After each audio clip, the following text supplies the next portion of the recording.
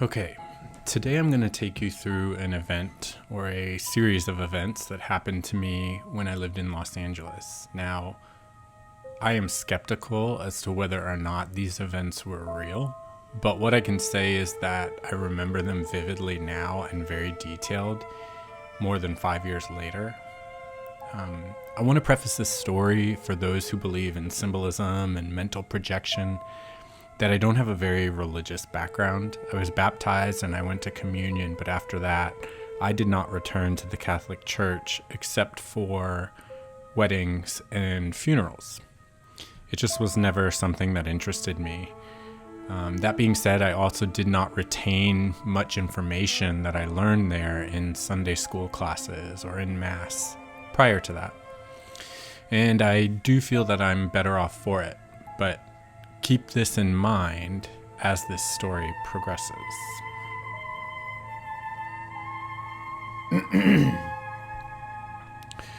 In October of 2015, I was in one of the lowest points of my life in Los Angeles.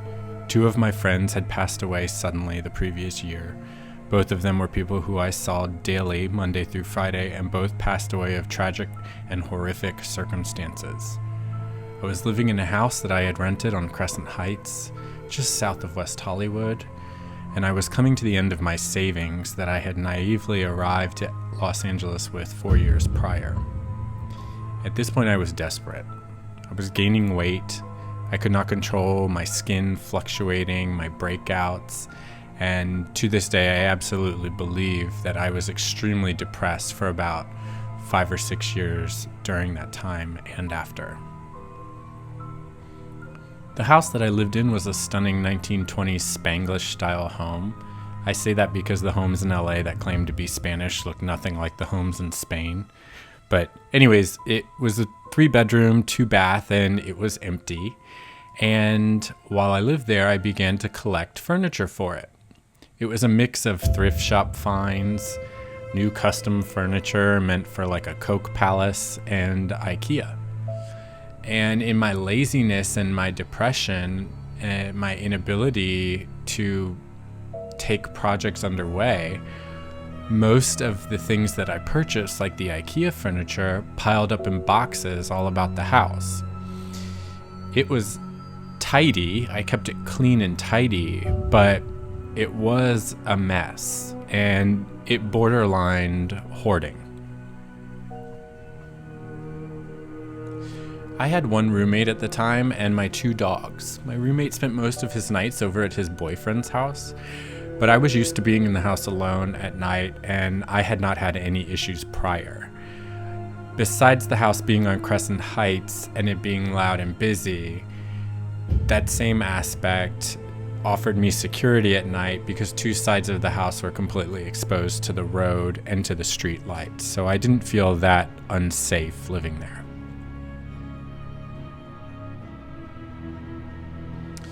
I was on the phone with a friend of mine. It was late in the afternoon. We had been chatting late, and I was standing in the spare bedroom that I was using for an office while I freelanced with companies back in New York.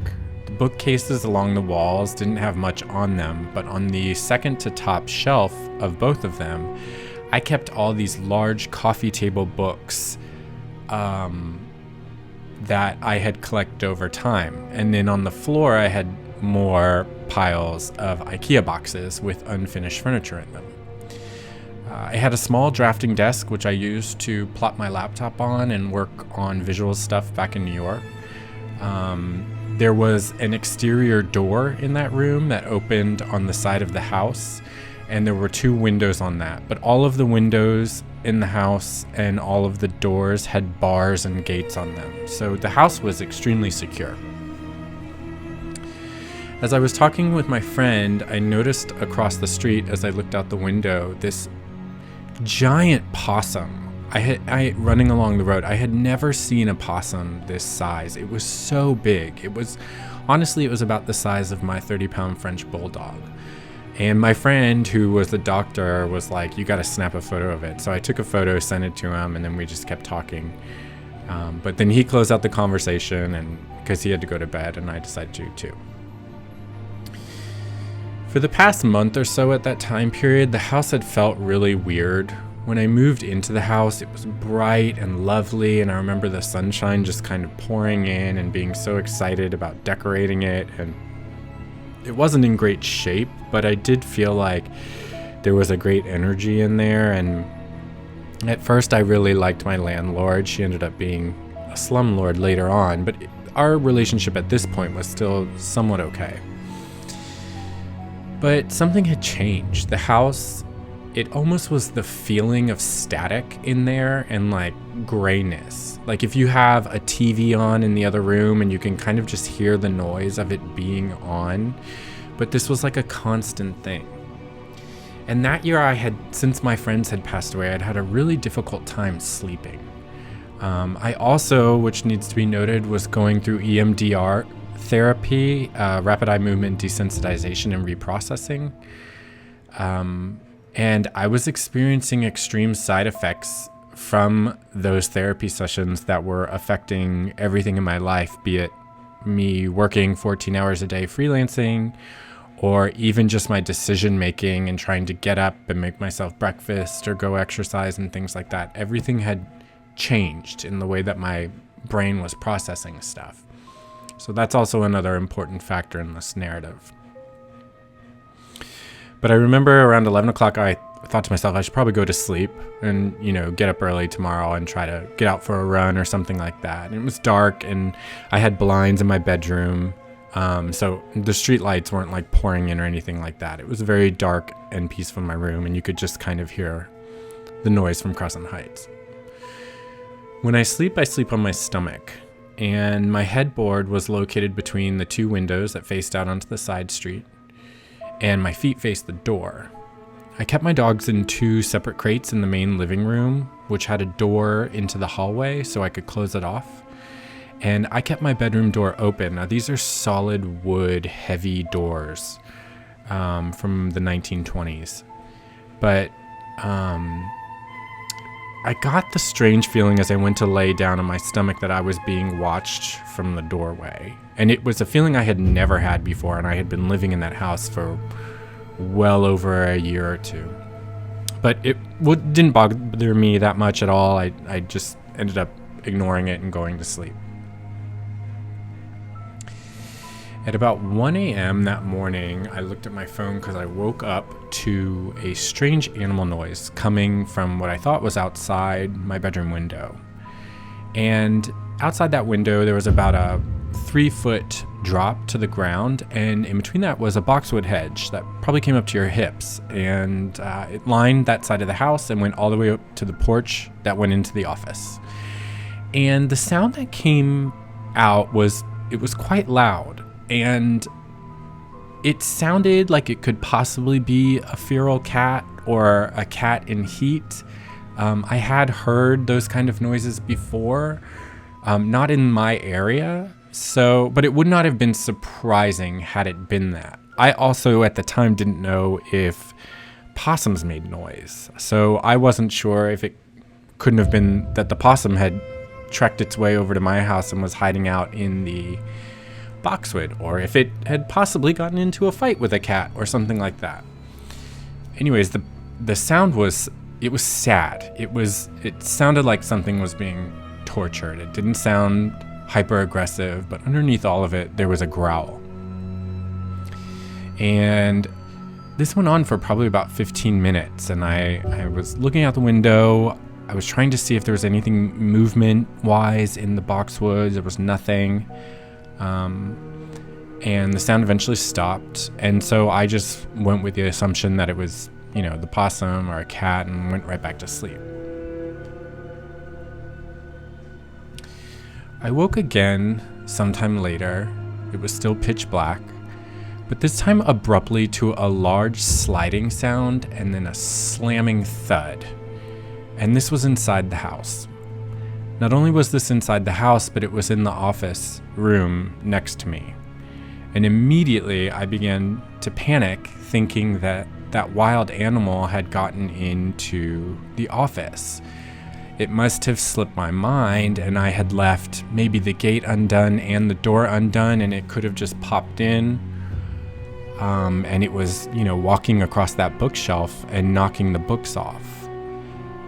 But I also found it peculiar that my dogs in the living room were not going bonkers over this.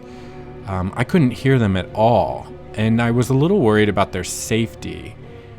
It was at this point that I realized that the sound, the sliding sound, and the thud was telling me that my coffee table books were sliding off of the bookshelf and slamming onto the floor one by one. Now I have to detail that these coffee table books were enormous and extremely heavy. If you look on the Taschen website, I had the jumbo version of the Tom of Finland book, the Alberta Seba collection, the Mario Testino book, which was in a huge acrylic box. But the most important thing to note is that they were extremely heavy. Not only was it extremely loud, but moving and sliding those books individually off of the shelf would not have been easy. It's not that it would have been impossible, but it would not have been easy for an animal to do. It was at that point that I thought, you know what, maybe, just maybe, we had a tremor. Or this happened often in Los Angeles, and so many times you just ignore it. But I would wager that if I was asleep at the time and we had a small one, I would not have felt it and would not have woken up. So, in my head, logically, I thought, well, maybe we had a tremor and maybe the books shifted and we're starting to kind of fall off. The sound stopped after about 10 minutes the sound stopped after about 10 thuds. And I still was kind of under the impression that there was an animal in this office, and I really didn't want to deal with it. So I peeked out in the hallway. I recognized that the door to the hallway to the living room was shut, so my dogs would be safe. And I just decided to close my bedroom door, and I figured whatever this animal is, it's most likely nocturnal. It'll be asleep in the morning, and I can call animal control. I was fairly certain that the office door was closed, even if I had left the exterior door open, which was very uncommon. I don't think I ever did that while living there. I have to insert in this narrative here that the feeling of grogginess and heaviness that I was experiencing this night was unlike anything I had ever felt before. I felt like I was almost drugged. And I wasn't on any prescriptions or anything like that. I was not doing any substances or anything like that was messing with me. It was this one night. It just felt really, really weird. So in both instances where I do try to go back to sleep, I go back to sleep fairly easy.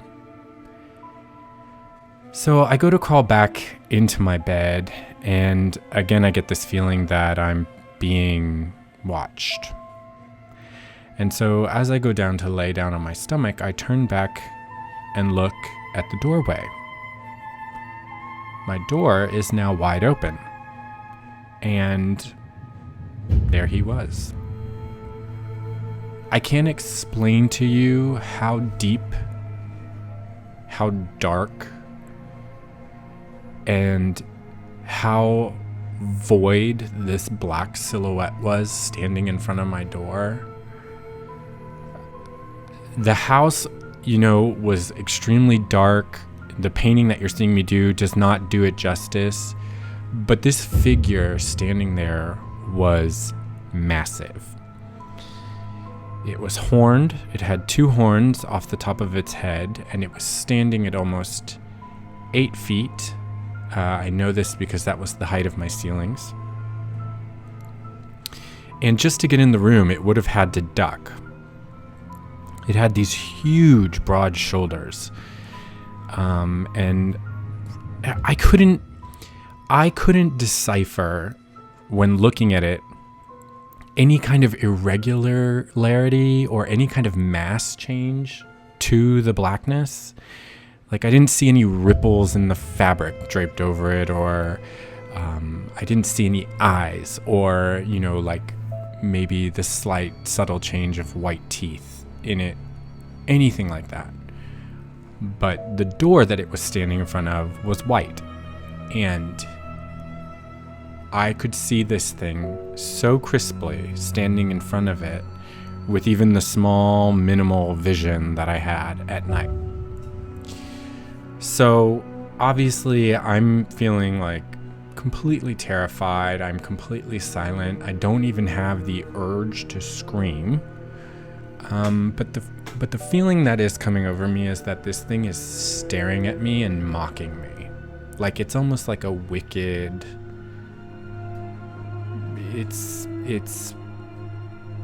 It just feels evil. But physically, I could not even tell you if it was facing me or it was facing away. There was no way for me to decipher what was the front or what was the back. It was just a silhouette.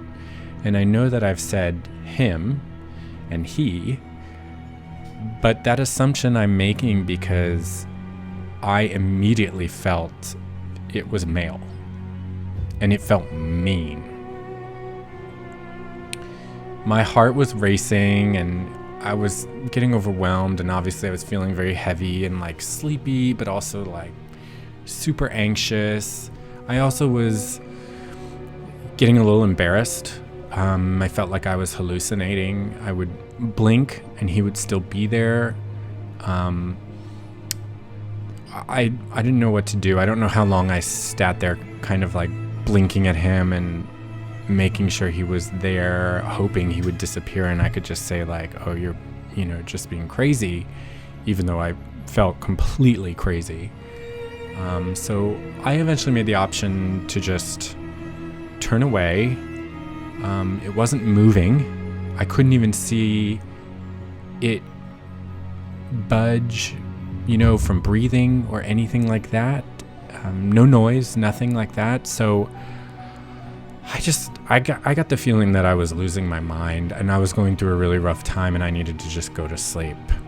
I didn't even know why I was thinking this kind of imagery up, or where it was coming from, and I was pretty embarrassed. I did eventually fall back to sleep.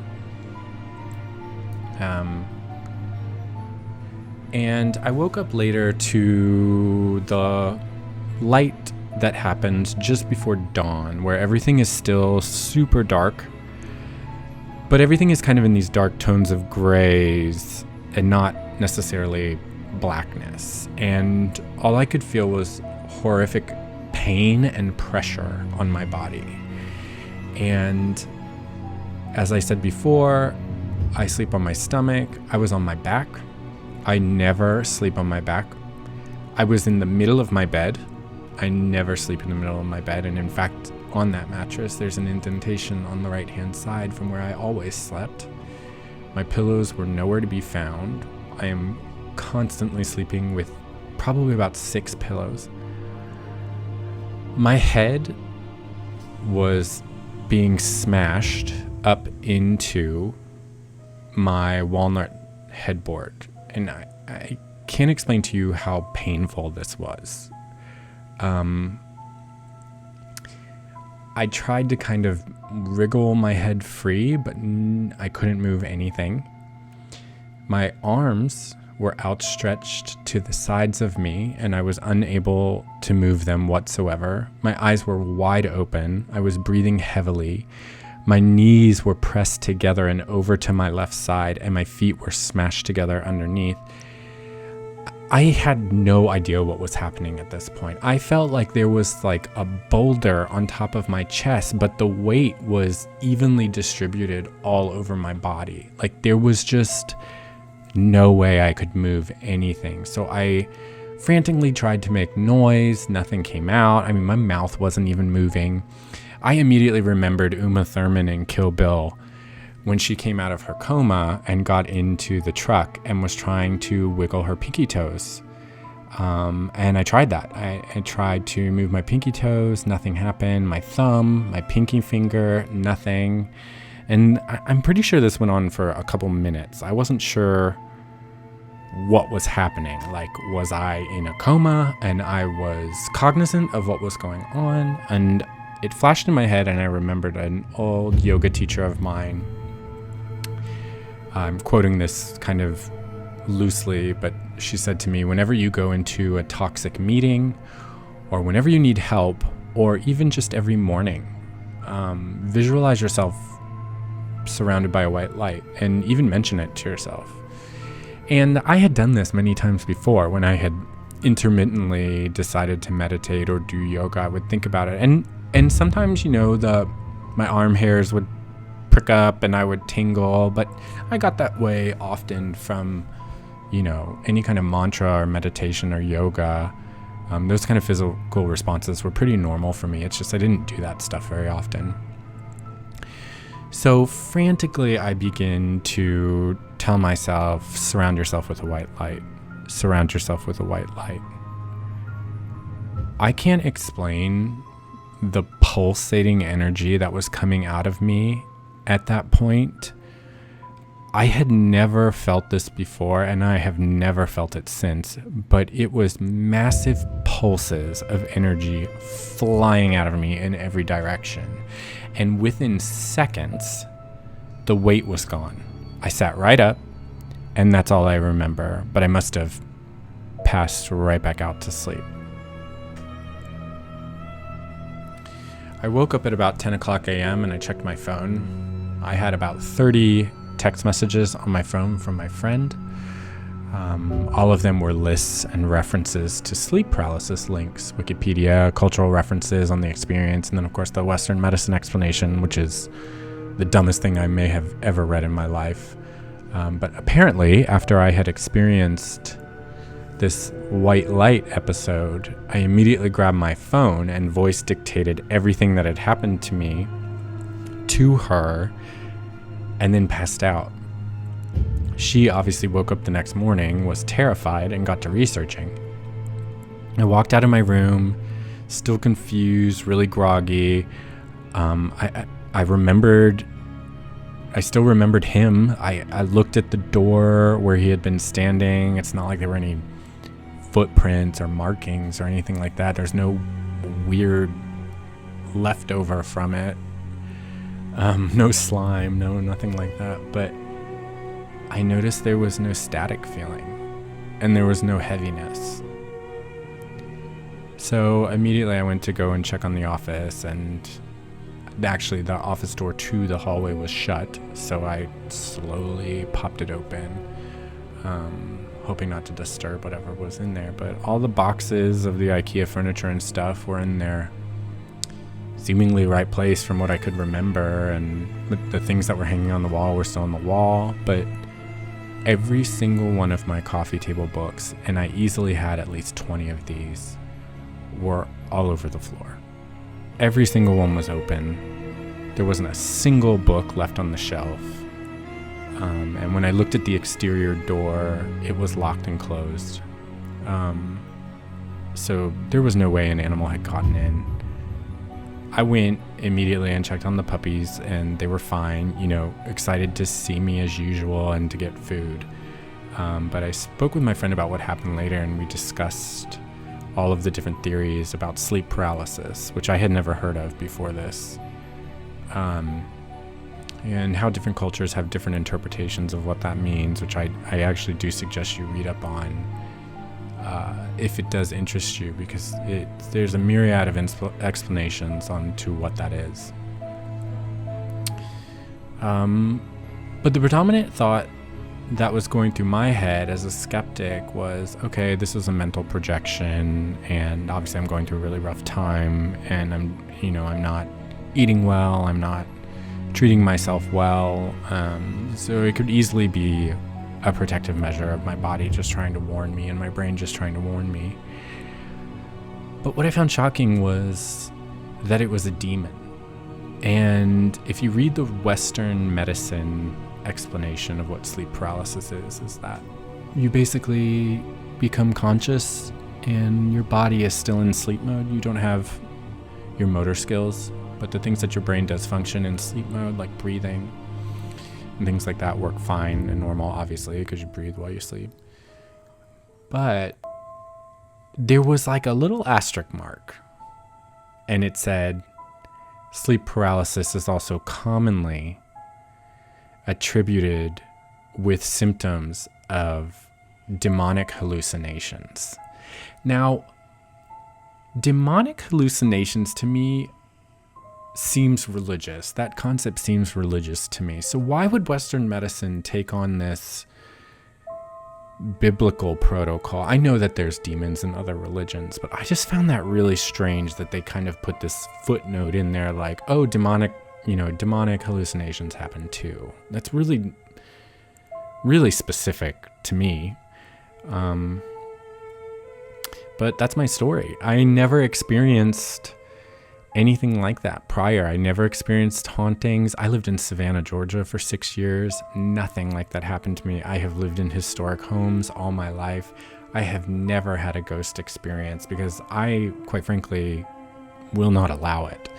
And I'm fascinated by that stuff, and I don't know that I think that it's real. I think there's other explanations for it, especially in dealing with, guardian angels and things like that. But I was pretty shocked. I can remember it vividly to this day. I literally just recited this to you without having written it down, and I could do it again and again. I could paint this guy again and again. I don't know how to explain it. And I can explain all of the negative thoughts and things that I felt in the aftermath of my friends dying and me going broke, but I cannot to this day explain what happened with this being. And I never had any inkling of it ever being around ever again. It just was one night. But when I started to read the more faith-based reasons behind sleep paralysis and demon hallucinations, it really kind of summed up my story and my circumstance, and I was, quite embarrassed to admit that, but that's it. Yeah, as you can see in the painting, the paper started to give out like 2 or 3 layers in, so there's a lot of pilling in the image. So I'll throw up the other picture of the painting that I made the day after that I posted to Instagram, because I just was terrified and fascinated by this whole situation. But I will never forget that. I will never forget that, and I will never be quiet about it either. I think it's something that I need to, whether it was some kind of form of mental illness or it really did happen, I don't know, but I'm never going to be ashamed of it like I was when it happened. So thanks for listening. I'm glad this is probably one of my longest videos. I'm glad you stuck by, but enjoy.